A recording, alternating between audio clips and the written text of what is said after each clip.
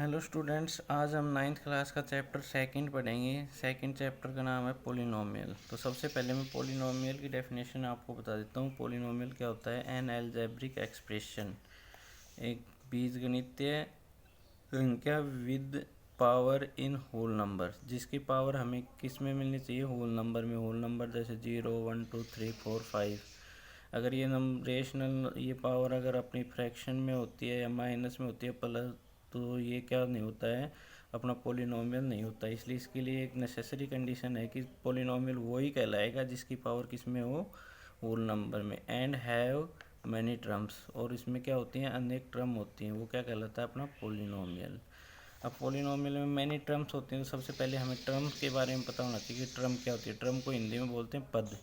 पद क्या होता है? It is made by combination of numeric value and alphabetic value and alphabetic ये किसके द्वारा बना हुआ होता है? टर्म ये कम्बिनेशन से बना हुआ होता है। किस किस से? Numeric value. न्यूमेरिक वैल्यू में आती है जैसे 1 2 3 4 5 -1 -2 -3, जिसमें मतलब संख्या हो।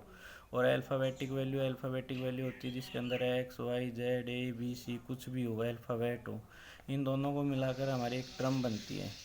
तो टर्म के अंदर जो अल्फ़ाबेटिक वैल्यू होती है उसको हम alphabetic value is called variable, और जो अल्फ़ाबेटिक वैल्यू होती है उसको हम वेरिएबल कहते हैं, यानी कि हिंदी में उसको चर बोलते हैं। और न्यूमेरिक वैल्यू होती है उसको कहते हैं कांस्टेंट पार्ट, क्योंकि न्यूमेरिक वैल्यू होती है वो अपनी खुद की एक पर्सनल वैल्यू रखती है। जैसे मैंने यहाँ लिया 8x², तो 8x² में 8 तो कांस्टेंट पार्ट है और x² क्या है? वेरिएबल पार्ट है। अब ये 8 कांस्टेंट और वेरिएबल होने के बाद अपना एक दूसरा आता है कोफिशिएंट। कोफिशिएंट क्या होता है? कोफिशिएंट भी एक तरीके से कांस्टेंट होता है, लेकिन कोफिशिएंट में कांस्टेंट में अंतर क्या होता है कि कांस्टेंट पार्ट होता है उसको अगर हम साइन के साथ ले लें, मतलब जो उस टर्म के सामने साइन लगा हुआ है उसके साथ अगर हम कांस्टेंट पार्ट को ले लें तो वो क्या कहलाता है? अपना कोफिशिएंट कहलाता है। जैसे मैंने -7x² एग्जाम्पल के लिया, तो अब इसमें जो कांस्टेंट पार्ट है उसको -7 माइनस के साथ साइन के साथ ले लिया, तो इसलिए ये क्या कहलाएगा? अपना कोफिशिएंट कहलाएगा। किसका? x² का। अब उसके बाद आती है degree of polynomial. Degree of polynomial क्या कहलाती है? The highest power of variable in polynomial.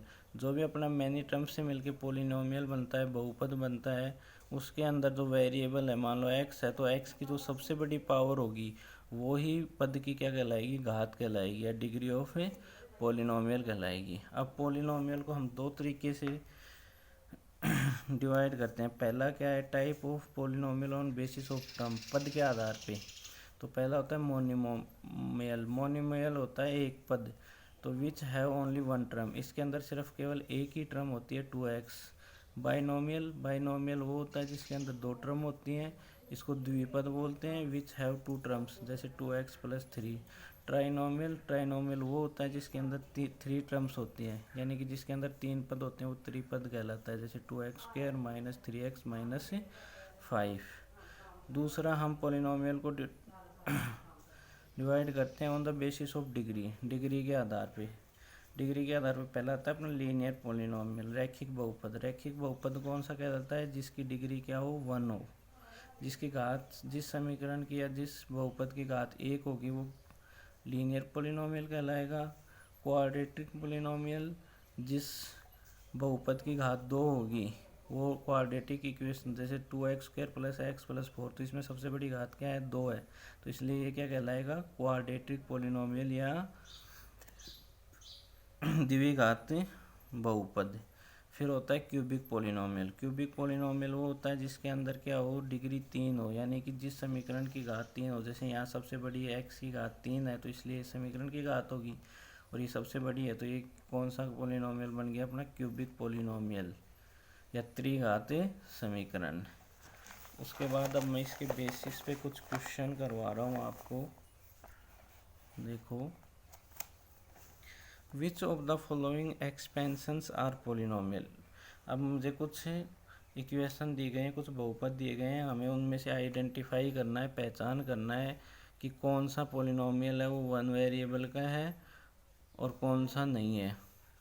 तो देखो 4x² - 3x + 7। तो अब सबसे पहले तो हमें इसकी ये देखनी है कि इसकी घात होल नंबर है कि नहीं है। तो इसकी घात होल नंबर है 2, इसमें ना ही कोई 1/2 आ रहा है, ना ही कोई माइनस की घात आ रही है, इसलिए क्या है, ये एक पोलिनोमियल है। एक बात अपनी क्लियर होगी। दूसरी बात क्या है कि कितने वेरिएबल हैं, तो इसमें सिर्फ आपको एक एक्स ही दिखाई दे रहा है, एक्स के अलावा कोई दूसरा दिखाई दे रहा है, वाई जेड नहीं दिखाई दे रहा है, तो ये क्या है कि वन वेरिएबल है। तो it is polynomial in one variable because it have power in whole number. इसकी पावर किस में है, होल नंबर में। मैंने ये कंडीशन बताई थी कि पोलिनोमियल वही कहलाता है जिसकी पावर होल नंबर में हो।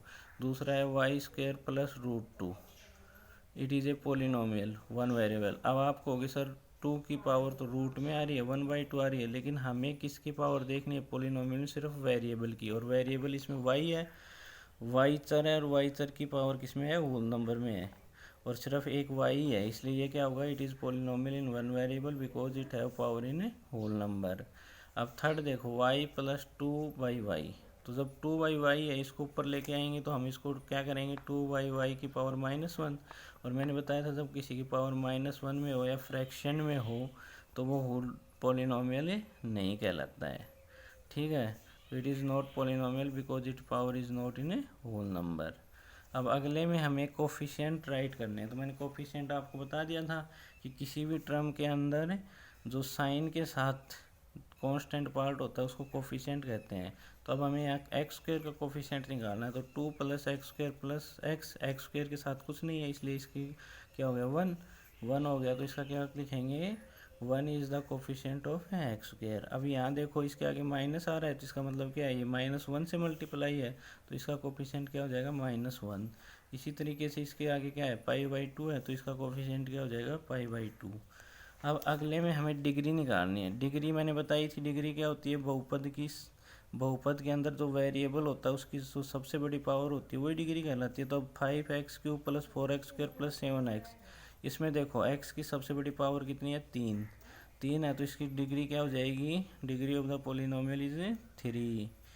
4 - y² तो y² है, तो y की सबसे बड़ी वेरिएबल की घात कितनी है, 2, तो इसकी डिग्री कितनी हो जाएगी, 2।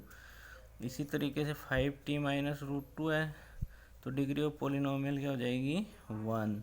अब यहाँ पे 3 आ रहा था, तो 3 आ रहा है, तो इसका मतलब क्या है, अब इसके यहाँ 7 वेरिएबल तो है नहीं, तो अब इसकी डिग्री कैसे डिफाइन करेंगे। तो देखो जब कोई भी वेरिएबल है, माना मैंने x लिया है, तो x की अगर हम पावर 0 लेते हैं तो 1 हो जाता है।